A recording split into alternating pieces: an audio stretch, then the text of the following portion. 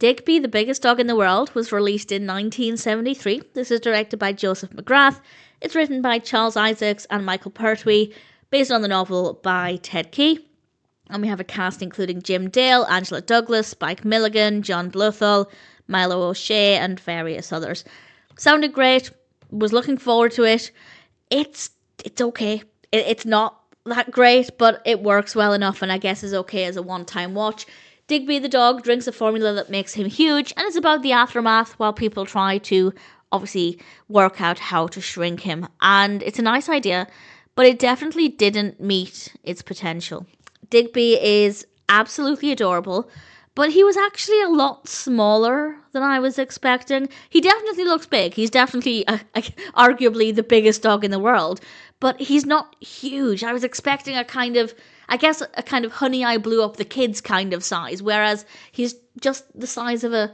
Well, I won't give it away. I won't say exactly what size he is in case you want the element of surprise, I guess. But I will say he's quite small compared with what I was expecting. So that was a little bit underwhelming. Maybe that's not specifically the film's fault because it didn't necessarily give me a reason to think the dog would be bigger.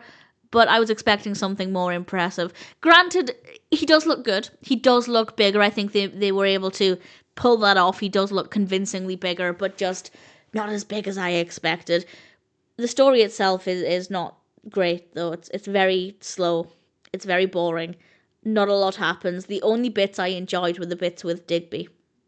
Whenever he was on screen, I just liked looking at the cute dog, but everything else was just really, really slow. Not very interesting at all. The human characters are all really, really boring. The performances are fine, but the characters are not interesting, and it just isn't very engaging. There's nothing necessarily wrong with it. Well, the pacing's not great, but the story itself makes sense insofar as we get from one point to the next in a believable enough way. The characters are believable enough. It's just a little bit bland.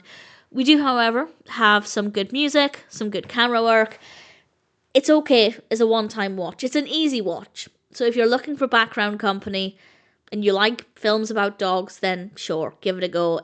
It's not the most engaging though, and as I said, maybe it's my own fault. The film didn't give me a reason to think Digby would be bigger, but I did feel like it was just a little bit underwhelming all around every aspect of this. If you're curious, check it out. Personally though, I don't think Digby, the Biggest Dog in the World, came anywhere close to meeting its potential. It could have been a lot more fun, a lot more entertaining, and it was just a little bit dull.